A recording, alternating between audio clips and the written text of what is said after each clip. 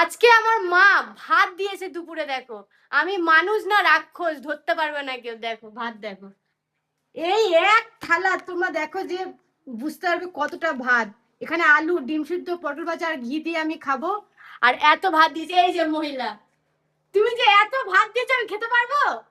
হ্যাঁ খেতে পারি, অল্প ভাত আছে, খেয়ে নে। মা, এটা নাকি অল্প ভাত? এটা খেতে খেতে হয়ে যাবে। এটা অল্প ভাত? হ্যাঁ অল্প ভাত। না আমি কি রাক্ষস? রাক্ষস না, ও হয়ে যাবে। কি পাগল ছাগল, বলে কি এত ভাত নাকি আমি খেতেই পারবো না, বলছে এত ভাত নাকি খেতে হবে। তোমরা দেখো কতটা ভাত এখানে। আমার কি এত বড় পেট, এইটুকু শরীর, এরা হাসতে হাসতে আমার চলে যাচ্ছে। এত বদমাস। এই যে ওনার সুগার ধরা পড়েছে, ভাত খাবে না আজকে দুপুরবেলা।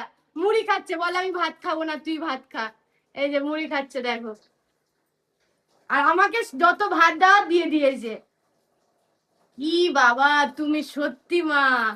আমি মনে হয় এখান থেকে খেয়েই মোটা হয়ে যায়, আবার বাড়ি যখন যাই নিজের রুমে কলকাতায়, তখন আবার রোগা হয়ে যায়। আমাকে এখন এই এতগুলো ভাত খেতে হবে। আর তোমরা কারা পছন্দ করো আলু সিদ্ধ, ডিম সিদ্ধ, পটল ভাজা ঘি দিয়ে খেতে? আমার খুব ভালো লাগে। তো ওই জন্যে মাকে বলেছিলাম যে মাছ মাংস কিছু ভালো লাগছে না, একদম সিদ্ধ রান্না করো, আর টেস্টি লাগবে খেতে। তো আজকে আমার মেনু হলো এটা। চলো খাওয়া যাক। আর তোমাদের দুপুরের মেনু কি অবশ্যই কিন্তু জানিও।